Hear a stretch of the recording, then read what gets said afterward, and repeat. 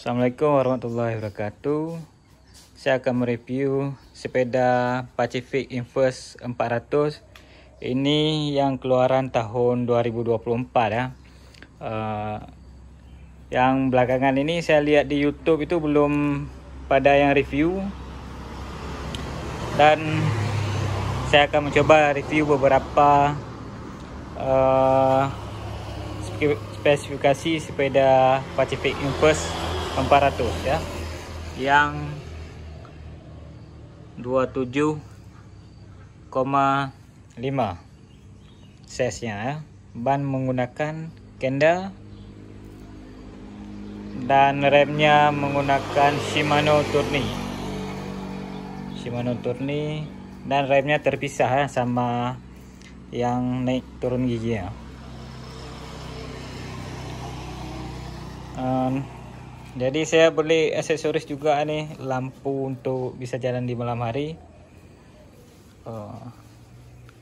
Ke belakangnya si spohnya menggunakan Pacific, dan yang belakang rem menggunakan Shimano BX 351. Giginya percepatannya 2x8 ya. Ini kalau tinggi saya 165 sangat cocok untuk saya. Jadi dia ringan dan framenya menggunakan alloy. Ini agak lurus sedikit nih, sangat bagus untuk kita bawa ya, sangat nyaman.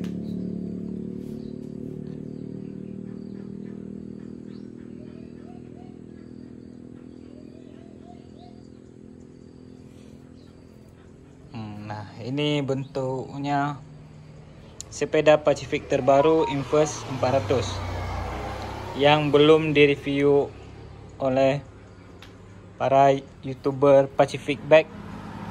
Ini saya mencoba review sekilas ya. Kalau penonton pada fokus ke emblem saya di depan ini pada zaman aktifnya saya ya. Tapi bukan saya beli melalui saya belinya waktu kegiatan PON Aceh Sumut.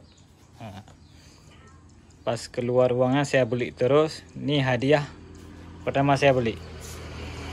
Oke, sekian review dari saya. Semoga bisa jadi